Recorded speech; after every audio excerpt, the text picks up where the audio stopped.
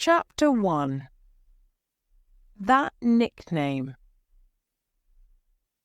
I never really thought about food until last spring. My mum always made nice things like spag bowl or sausage and beans for our tea. On Friday nights we always had fish and chips. Saturdays were for pizza, and on Sundays we had a big roast dinner. When I was hungry in the afternoons, I just went to the kitchen and got something from the fridge. Mum always bought my favourite snacks like vanilla yoghurt, strawberries and chocolate biscuits. But one day after school in March, I opened the fridge and it was empty. "Mum," I shouted up the stairs. "There's no food in the fridge and I'm starving." Of course, I wasn't really starving. We had school meals at lunchtime, but I did want some chocolate. Anyway, Mum came down the stairs and into the kitchen, followed by Dad. Now that was weird. Why wasn't Dad at work? "Megan, me and Dad need to talk to you about something," Mum said. Uh-oh, this was serious. Mum only ever called me Megan when I was in trouble. "It's okay, Meggie. Don't look so worried," Dad added. Okay, so maybe no one was dead and they weren't getting divorced. Phew, maybe it was about that maths test I did last week then. My teacher, Mrs. Bright, said she was a bit disappointed with my result. No, wait a minute. Maybe our neighbour, Mr. Cullen, was angry because I went over his flowers on my bike. But that was just an accident. Meggie? Are you listening to me? I said we're just having a bit of money trouble, that's all. Dad tried to reassure me. What kind of money trouble? I asked. Mum's working full-time and you have summer hours at the biscuit factory. I know, Meggie, but since I lost my job, things have been hard, Dad explained. And today, the factory bosses told Dad they don't have any work for him, Mum continued. OMG, we're going to be poor. Does this mean that we're going to lose our house and have no money for food or clothes? I asked, suddenly feeling very scared. Of course not, Mum and Dad replied in unison, but they didn't look very convinced. It just means that we'll have to be more careful with our money, Mum said. That didn't sound too bad, but I was about to discover that it was in fact very bad. I left Mum and Dad drinking a cup of tea around the kitchen table. Tea is the solution to everything in our house, and went to the garden. Leah was sitting on the grass talking to her teddies. Leah is my little sister. She's totally cute and everyone loves her. Leah was organising a tea party with her bear friends. I told you tea is a big thing for us, and invited me to join them. "Meg, come and have some tea and cake," she said. "Thank you very much, Miss Leah," I replied as I tried to find a space between all the other guests. Leah served the imaginary tea and cake, but after about an hour of this game, we were both a bit peckish. "I'll go and get us a real snack now, Leah," I offered. Maybe Mum would give me some money for ice cream. We had enough money for ice cream, right? "Mum, can I have some money for an ice cream for me and Leah, please?" I shouted as I walked into the kitchen. Mum and Dad were still sitting at the table and their sad faces answered my question. "Sorry, love," Dad offered. "We'll go to the supermarket later and get something after 6 p.m. After 6 p.m.? Totally weird. We normally had our tea at 6 p.m. after 6 p.m. Totally weird. We normally had our tea at 6 p.m. Can we go now, Dad? I asked. But Dad just shook his head and told me to go out and play with Leah again. Oh no, Leah. She's waiting for her ice cream. I need an idea. Got it. Hey, Leah, I shouted. I've got an amazing magic ice cream sundae for you. Where is it? She asked, really excited. It's magic, remember? You can't see it, but you can taste it, I told her. Mine is raspberry, strawberry, and vanilla. Delicious. What does yours taste like? Leah stuck out her tongue and closed her eyes in concentration. Mine tastes like chocolate bubbles, apple pie, and blueberry muffins, Leah squealed with delight. Wow, that sounds so good, Leah, I replied as we both laughed and ate our pretend sundaes. We were just about to have magic milkshakes when Dad called me. Come on, Meggie, let's go and do the shopping. We can take the 1740 bus and be there just in time. Just in time? Just in time for what? I wondered. I didn't have to wait long to find out. Dad and I arrived at the supermarket at 18:02. He didn't stop at the newspaper stand on the way in or take a look at the cakes and donuts. Now, that was strange. This was a man who never walked past baked goods without an appreciative sniff. He just grabbed a shopping trolley and ran into the store. He went straight to the chiller cabinets in aisle 17. Actually, he went to one specific shelf. There were all different kinds of food on this shelf, from chicken to hummus to quiche, but they all had the same yellow sticker. There was a man putting the stickers on while Dad looked. "Come over here, Meggie," he shouted. "Let's choose something for tea tonight. They reduce the price of everything after 6 p.m. Dad was happily putting food in our trolley when suddenly I heard someone laughing. I turned round and saw Kyla Jackson from my year at school. Oh no, what does she want? Kyla is the class bully, and she can make your life a nightmare. She was with a couple of other girls and they were all laughing and pointing at me. Great! What are they doing now? Kyla had her mobile phone and was taking pictures of me. No, photos. Why did she want photos of me at the supermarket with my dad? I was so embarrassed I just wanted to disappear.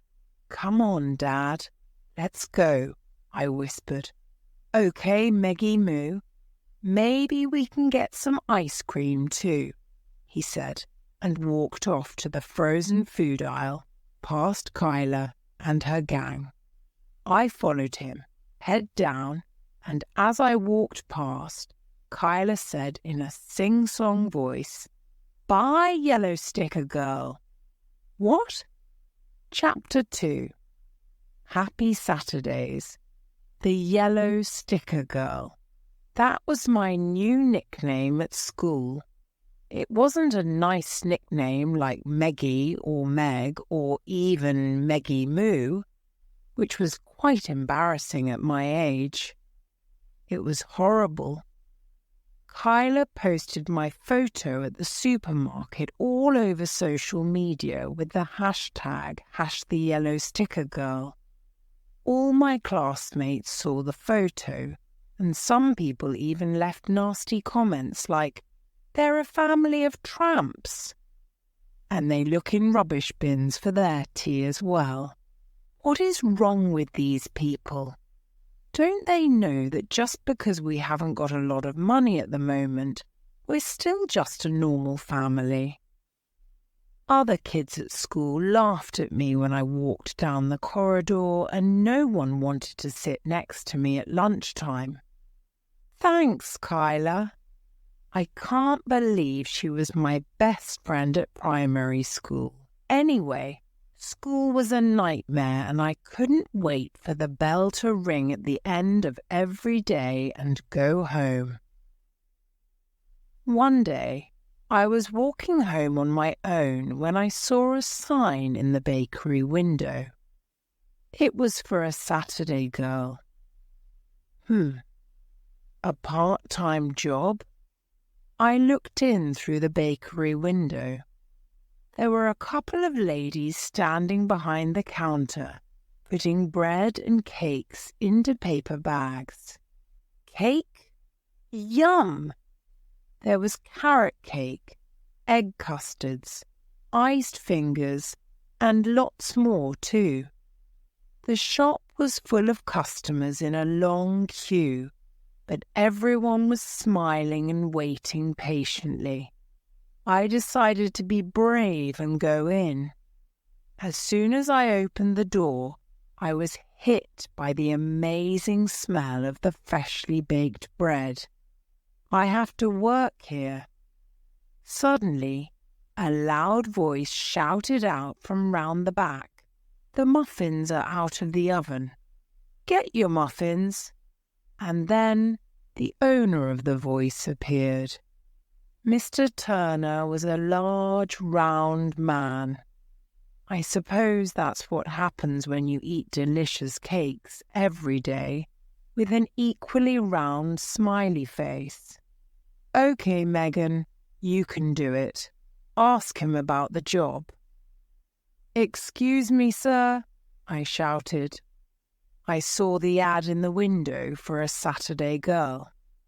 "Ah, yes," replied Mr. Turner as he came to the front of the counter. "Do you have any experience?" he asked. No, but I love cake," I replied hopefully. Mr. Turner laughed. "Well, I suppose that is the main requirement for someone who wants to work in a bakery," he said. "Can you start next week?" "Yes." Yes, please, thank you." I laughed nervously. There was one thing I had to tell Mr. Turner, though, before I left. "Mr. Turner?"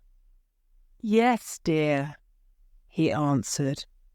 "Do you know that you can't advertise for a Saturday girl? We're in the 21st century now. You have to advertise for a Saturday person. I'm sure there are boys who like cake too." I laughed. "You're absolutely right, dear," replied Mr. Turner. He went to the shop window, took the sign down, crossed out girl, and wrote person. "I need another Saturday person," he said. "This is a very busy bakery." Mr. Turner gave me my uniform, some free cake. Leah is going to love my new job. And I went home feeling super happy. Finally, there was some good news. On the Saturday morning, I was really nervous. I went downstairs for breakfast, and there was a surprise waiting for me. A full English breakfast. Dad was putting everything onto a big plate. "You're a worker now," he said. "You need a good breakfast." "Thanks, Dad," I smiled back. Leah came into the kitchen then with Mum. There was bacon and eggs for her too, but Mum and Dad just had a cup of tea. "Where's your breakfast?" I asked, but they just shook their heads and said, "We're not hungry this morning, love. Eat up." Leah is too young to understand and happily ate her breakfast, but I was already thinking about the first thing I wanted to buy with my wages: bacon and eggs for everyone. After breakfast, I went upstairs and got my uniform on. The red skirt and red and white striped blouse made me feel very important. I have a real job. But I wasn't too sure about the white hat. Mum, Dad and Leah all thought I looked great, of course. "You look beautiful," said Mum. "Yes, and so professional too," added Dad. "Cute," laughed Leah.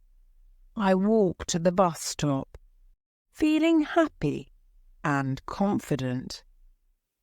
The 204 bus came on time, and 10 minutes later, I was in town. I had butterflies in my tummy, but I was excited too.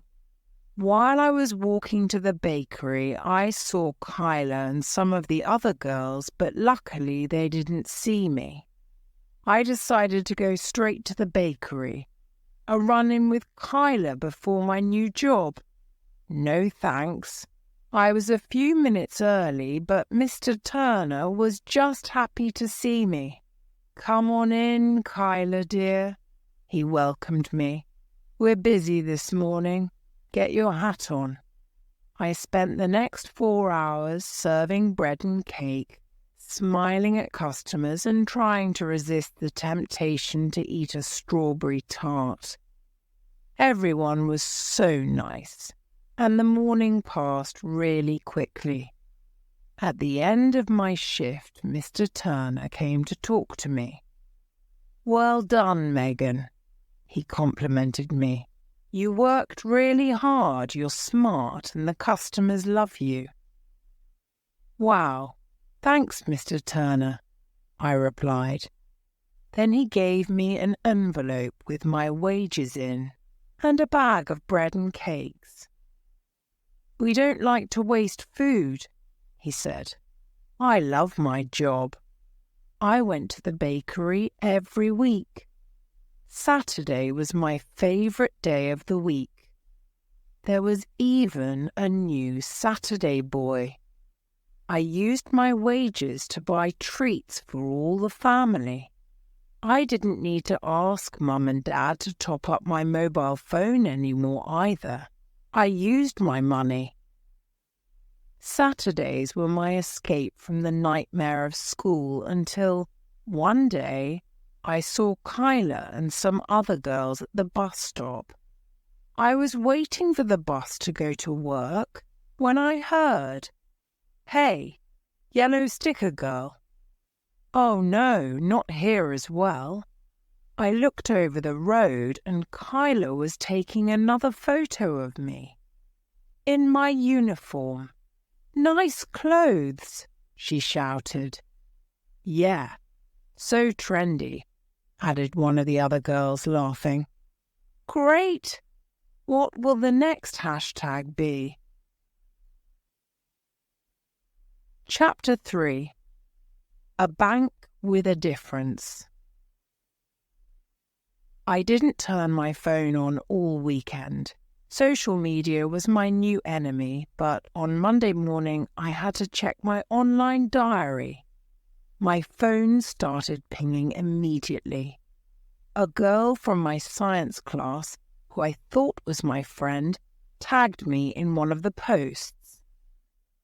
There was a big photo of me in my uniform, and the hashtag this time was #TheYellowSticker #FashionDisaster. Okay, so it was embarrassing, but luckily I wasn't wearing my hat. Maybe the other kids at school won't even see the photo. Or maybe they will. As I looked at my screen, comments started to appear. No food, no clothes, no life. Total loser. I heard other phones pinging, and that's when the laughing and the pointing started again. The other kids were all looking at me, and I wanted to disappear. Please, please make me invisible. There was only one solution. The toilets. I ran down the corridor, into the girls' toilet, into a cubicle, locked the door, and cried. Why is my life such a nightmare? I hated school. I hated Kyla and the other bullies. I just wanted to go home. Home. I know it's a cliché, but home really is where the heart is. We didn't have a lot of money, but we had a lot of love. Leah was always so happy to see me, especially when I had cake. Meggie, come and look at my unicorn, she shouted as I walked through the front door that Saturday after work. Hey, Leah. Wow, that's a fabulous unicorn, I replied as I looked at her latest painting. It's for you, Meggie, she smiled. Thank you so much, I laughed, picking her up for a hug. I couldn't really see a unicorn among the blue, pink and yellow splodges of paint, to be honest, but Leah made it just for me, and I felt better already after my terrible week at school. The other kids were still making fun of me, and I didn't want to tell Mum and Dad because they had enough problems. Where are Mum and Dad?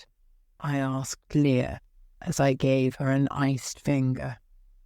In the kitchen, talking, she said. Grown-up stuff. Grown-up stuff. Uh-oh. Sounds like more trouble. Mum. Dad, I'm home, I shouted through to the kitchen. Just a minute, Meggie. We're coming, Mum shouted back. I had a feeling that my bad week was about to get worse. And I was right. Mum and Dad came into the living room, said hello, and then continued whispering in the corner. Dad was holding a couple of pound coins in his hand, and Mum had something in her hand too. It looked like a letter. What was it? Who was it from? Leah and I were watching some cartoons while she ate her iced finger, but after a few minutes, Mum and Dad told me to follow them into the kitchen. Come in here in a minute, Meggie. We want to talk to you, Mum said. No more bad news, please. Okay, Meggie, so the situation is quite bad now, Mum explained. We have this gas bill to pay and we have no money for food. No money for food? We really are going to starve. Are we going to die cold and hungry? I asked my mum in a panic. We're not going to die, Meggie, Mum reassured me, but we do need help. My grandparents were dead, and Mum and Dad didn't have any brothers or sisters. Who will help us? There is a food bank in town, Mum continued. We can go there for some food today. A food bank? I thought banks were places for people to keep their money. What's a food bank? I asked. It's a charity, Dad explained. They give people food when they don't have enough money to buy it for themselves. Charity? Oh no. First the yellow stickers. Now free food like homeless people. I don't want charity, I shouted angrily. I don't want to be poor. I know, Meggie, Dad said as he hugged me. I know it's a horrible situation, but we're lucky that there are organisations that want to help us. Even as I cried, I knew that Dad was right. I didn't want Leah to be hungry, and I didn't want her to know how bad our situation was. I'll go with Mum, I offered. You stay here and play with Leah, Dad. Dad smiled and gave me an even bigger hug. My sweet, sweet Meggie, he said. Thank you, love. The bus stopped right outside the community food bank on Market Street. Mum and I were both a bit nervous, but we were greeted at the door by a volunteer. Hi. Come in, she said. My name's Maureen. Is this your first time? Yes, it is, Mum answered hesitantly. I'm Abby, and this is my daughter Megan. Okay, well, don't worry about anything, Abby and Megan. I'll show you what to do, Maureen reassured us. We walked into a big hall and there was food everywhere. It was so organised. Maureen gave us a shopping bag and took us to the different tables. On one table there were boxes of pasta, rice and cereal. On another there were tins of soup, tuna, beans and spaghetti hoops, and on another there was soap and shampoo. Wow, where did all this stuff come from? Just choose all the things you need, said Maureen to Mum, and I'll go and get you a cup of tea and a biscuit. Mum and I soon had a full bag of shopping. There was even a big fridge in the corner, and I found some vanilla yoghurt for me and some chocolate milk for Leah. Before we left, Mum and Maureen had a quick chat about our situation. Any family can have problems sometimes, Maureen reassured Mum. Just remember, you're not alone, you're part of a community, and we're here to help. Thank you so much, Mum replied. Maureen walked us to the door and Mum was still chatting to her when we went outside. I was feeling better about everything when suddenly I heard laughing. Oh no! Kyla and a couple of other girls were standing on the other side of the road and they were taking another photo of me. I wanted to run over the road and tell Kyla to stop. I wanted to break her stupid phone. But I didn't want Mum to know about the bullying, so I just turned around and pretended they weren't there. Come on, Mum, let's go, I said. Leah is waiting for us.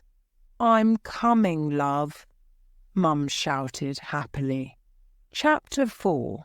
An Unexpected Ally. I wanted to be happy too, but all the way home on the bus, I had a heavy heart. My phone pinged as soon as I got in the house. Tagged again. I thought about this week's hashtag. #foodbankgirl, #nomoney, #no supermarket. I didn't want to look, but I wanted to know what people were saying about me. Be brave, Megan. Okay, here goes. I looked at my screen. There was another big photo of me and the hashtag #TheYellowStickerGirl #TotalCharityCase. The worst thing was the comments, though. Disappear, you sad loser, and tell your lazy dad to get a job. That was it. I couldn't read anymore. I threw my phone on the floor and lay on my bed crying into my pillow. Why were people so horrible? My poor dad wasn't lazy, he was fantastic. After a few minutes, I heard a knock on my bedroom door. It was Mum. "Come and have a vanilla yoghurt, love," she said as she came into my room, but she stopped when she saw me on the bed. "What's wrong, Maggie?" she asked. "Come here, love." Mum gave me a big hug, and I really wanted to tell her about Kyla and the other kids at school. "Remember, you can tell me and Dad anything, Maggie," Mum continued. "I know, but you and Dad have enough problems at the moment," I said. "Listen to me, Maggie," Mum said in her serious voice. "Your dad and I have some money problems, that's all. The most important thing for us is that you and Leah are happy. Now, tell me what's wrong." Between my tears, I told Mum everything. I told her about the photos at the supermarket, at the bus stop, and outside the food bank. I told her about my new nickname, the Yellow Sticker Girl, and about how everyone laughed and pointed at me. Mum listened quietly, and then she finally said, "Okay, don't worry about anything, Megan. I'll go to school on Monday morning and talk to the head teacher." No, Mum, please don't go to school. Everyone will see you." Mum agreed not to go to school. Yet. But there were 2 conditions. I had to tell her everything from now on, and I had to speak to my form teacher about the situation. Great.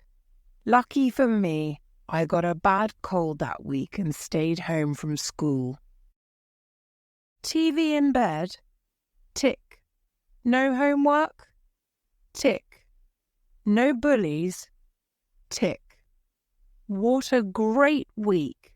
By Saturday, I was better and decided to go to the food bank with Mum after work. I liked Maureen and I really wanted some more vanilla yoghurt. But my good luck was about to end. As soon as we entered the hall, I saw Kyla. What was she doing here? Mum saw her too and waved. Kyla was with her mum and 2 little brothers and they all came over. No, please, Kyla didn't look like her usual self though, and she certainly wasn't laughing now. "Is everything okay?" Mum asked Kyla's mum. "No, not really," Kyla's mum replied sadly. "My husband is unemployed at the moment." "Don't worry," Mum said. "We're in the same situation, but everyone here is really friendly. Megan, go and show Kyla what to do." "What? Me?" I was about to protest, but Mum gave me one of those looks. I knew I didn't have any choice. Kyla didn't look very happy either, but I took her over to a table where there was some rice and pasta in a box and gave her a shopping bag. I thought Mum was crazy. I didn't want to talk to my bully, and I definitely didn't want to help her. I wanted to be mean to Kyla, I wanted to make her feel embarrassed. I wanted to make her feel as bad as she made me feel at school. I wanted to... I stopped and looked at Kyla. She looked so sad and scared. "Look, Kyla," I said. "It's not..." Kyla interrupted me. "No, Megan. There's something I need to say first. I'm sorry." "Sorry? Wow, I wasn't expecting that." "You're sorry?" I asked. "Yes," replied Kyla. "Really sorry. Why did you do it?" I asked. "I didn't want people to know that my dad hasn't got a job and that we haven't got any money," she confessed. "I didn't want people to laugh at me, so I got them to laugh at you." Great!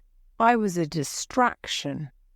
I was still a bit mad, but then Kyla started to tell me about her situation at home, and it was terrible. Her mum was sick, so she couldn't work, and then her dad lost his job last year. They didn't have enough money to pay the rent or bills, and she was worried about her 2 little brothers. I still didn't really understand why she bullied me, but I understood how it felt to want to protect a brother or sister. Maybe me and Kyla had more in common than we thought. I decided to give her a chance. "Look, let's start again, Kyla," I suggested. "We were friends at primary school. Maybe we can be friends again." "Really?" "Thank you, Megan," she replied.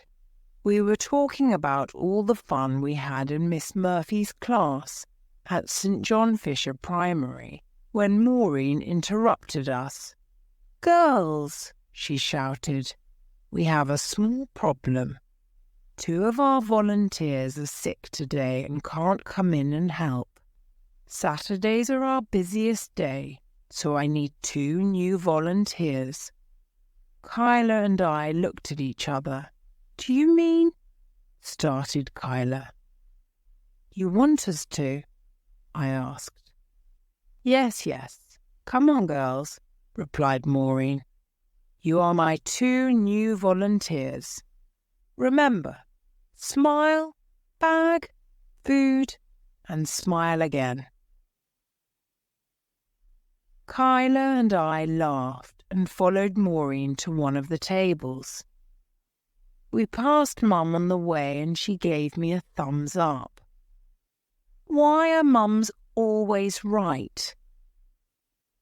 Our first customer was Mrs. Worthing, a sweet old lady. She lived on her own and didn't have any family.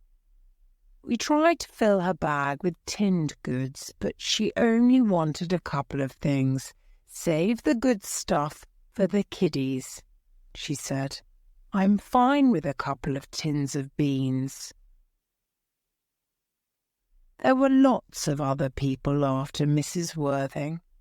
Some of them were new to the food bank, and some of them were regulars. But not all the people who came that day needed food. Some of them brought it. Mr. Polonsky from the mini market brought some sandwiches and biscuits. Mrs. Duffy from the greengrocer's brought some bananas, and Mrs. Singh from the chemist's brought some nappies and shampoo. It wasn't only local business people who donated things to the food bank. I saw a couple of families from my street coming in with parcels. "Look," I said to Kyla, "there are so many people who want to help." "I know," she replied. "It's amazing, isn't it?" I looked around the hall and suddenly felt happy and proud that I was helping too.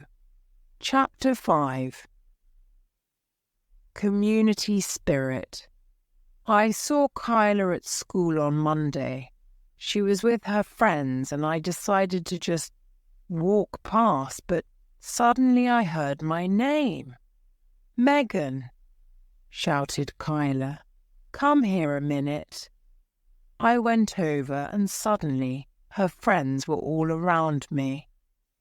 "Sorry about the photos, Megan," one of them said. "And the horrible comments," added another. "Wow, more apologies." Kyla smiled at me and suggested that we talk to our form teacher together.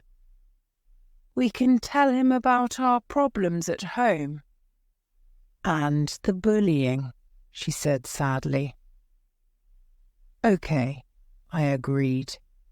I didn't want Kyla to get in trouble, but I did want our teacher to know that life was hard for a lot of kids and that cyberbullying was a big problem.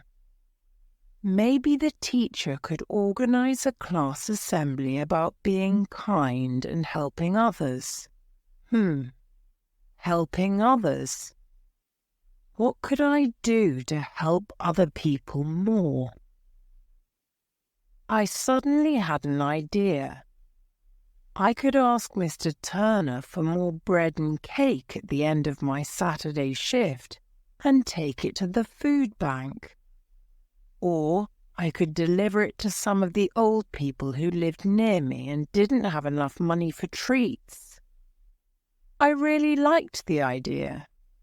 I thought about my ideas all week and decided to speak to Mr. Turner on Saturday. I told him all about my family situation, about the food bank, and about my idea for helping more people. He was happy to help. "That sounds like a great idea, Megan," he said. "And you know I don't like food waste." I was so excited, and I couldn't wait to tell Kyla. "Kyla, listen to this," I said as soon as I saw her. I explained everything to Kyla and she was really enthusiastic. "That's brilliant, Megan," she said. "But maybe we can do more." "More? Wow, that sounded exciting." "Tell me, Kyla," I said. "What's your idea?" "I want to use social media for something positive," she said. "I want to write a post about the food bank and ask people to make donations." Genius. Kyla had a lot of followers and hundreds of people saw her post. The food bank received new donations every week from businesses and local people. I was really happy, and then about a month later, things got even better. "I've got a job, Meggie Moo," Dad shouted one evening. We had enough money now, but I still worked at the bakery. I loved that job, and I still went to the food bank every Saturday with Kyla to help Maureen. After we finished, Kyla and I always went to the supermarket together, but never before 6 p.m. We loved to look at all the stuff on offer in the chiller cabinet on aisle 17. Sometimes we found some unusual yellow sticker ingredients for dinner. "What's kale?" I asked. "Looks like a kind of cabbage," Kyla replied. "Okay, it's only 45p. Maybe I can use it in a stir-fry with these mushrooms and this beef," I said. "Sounds like a plan," laughed Kyla. Kyla often slept over at my house on Saturday evenings, and we spent hours inventing recipes with our yellow sticker ingredients. Okay, so maybe our fish and apple rice wasn't the best combination, but our pasta bake with tuna, peppers, onions and cheese was delicious. It cost less than £2 to make and everyone loved it. We make some really nice dishes, Kyla said suddenly. I know, I agreed. They taste great, and they are really cheap too. Plus we are reducing food waste, she added. We are, I smiled. And we can freeze our leftovers too, so there is zero waste. We are just so cool, she laughed. Seriously, we should share our ideas. But how? I asked. Social media, we shouted in unison. We need our own page, Kyla said. What can we call it? We need something original, I replied. How about the yellow sticker girls? Finished Kyla. I love it. Me too, I smiled.